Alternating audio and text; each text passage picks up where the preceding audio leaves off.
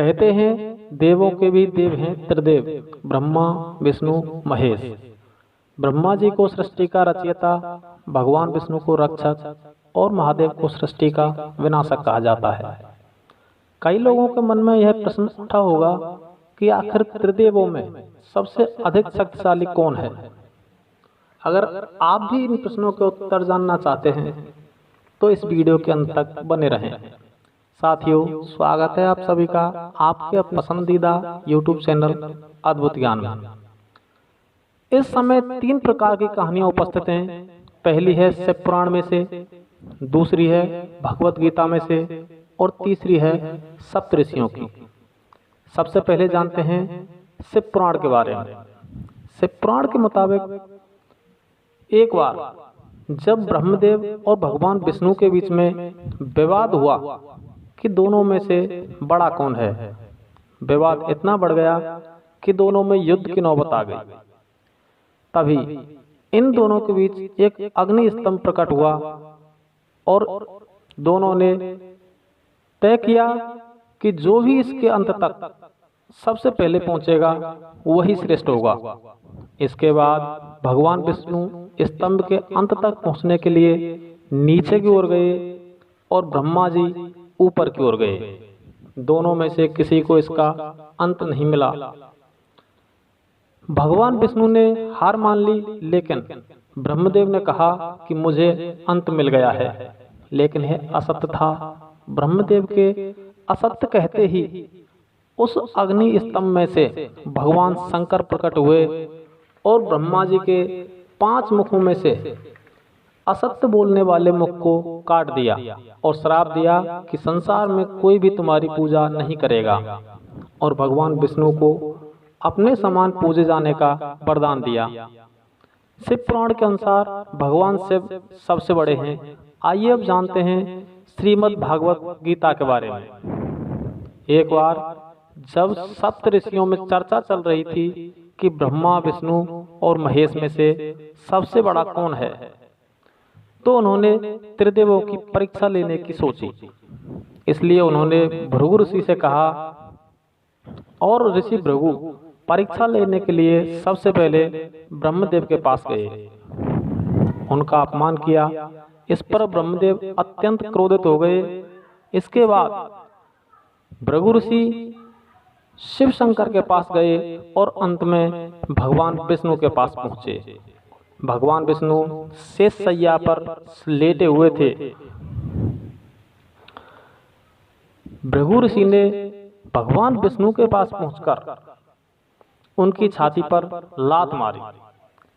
ऋषि के इस प्रकार के बर्ताव से भगवान विष्णु जरा भी क्रोधित नहीं हुए और उल्टा वे उठ खड़े हुए और भृगु ऋषि के पैर पकड़कर बोले, हे ऋषिवर, आपके पैर में चोट तो नहीं आई? क्योंकि मेरी छाती बहुत ही कठोर है, जिससे आपके पैर में चोट आ सकती थी। भगवान विष्णु की बात सुनकर भृगु ऋषि ने भगवान विष्णु से माफी मांगी और सप्त ऋषियों ने माना कि त्रिदेवों में भगवान विष्णु श्रेष्ठ हैं। इन कथाओं के बाद यदि मनुष्य अपनी तमाम बुद्धि लगाकर सोचे तब भी इनकी तुलना नहीं कर सकता। ग्रंथों के अनुसार इन तीनों को सर्वश्रेष्ठ बताया गया है। ऐसी कोई जानकारी नहीं है कि इन तीनों में सर्वश्रेष्ठ कौन है। आइए अब जानते हैं तीसरी कथा के बारे में। इसके अनुसार एक बार त्रिदेव अर्थात ब्रह्मा विष्णु महेश तीनों एक साथ बैठे हुए थे। तभी भगवान शंकर ने सोचा कि क्या मैं विनाशक हूँ तो अपनी शक्तियों से किसी का भी विनाश कर सकता हूँ? क्या मैं ब्रह्मा जी और विष्णु जी का भी विनाश कर सकता हूँ?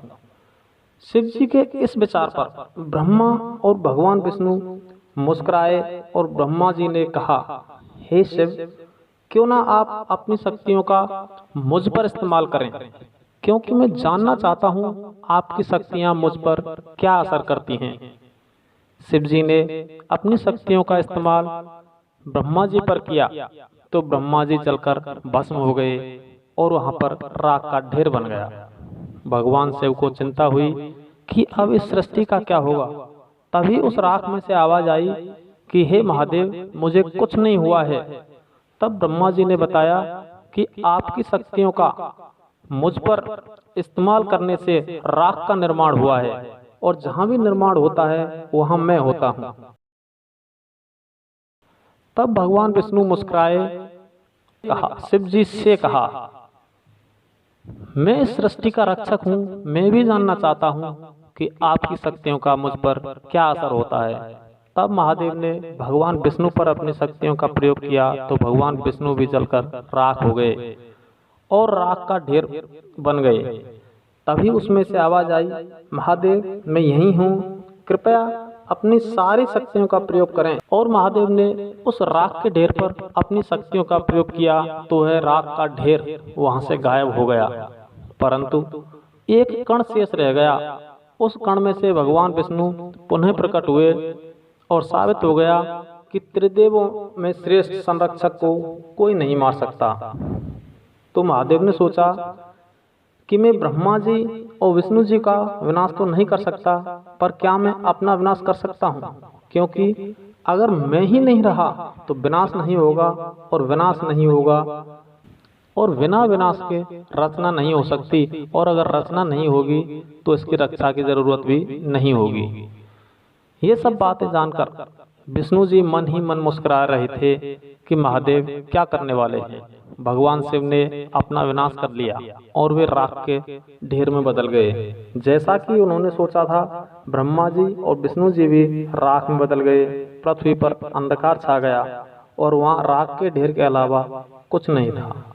तभी राख में से आवाज आई कि यहाँ पर राख का निर्माण हुआ है, और जहाँ निर्माण होता है वहां पर मैं होता हूँ।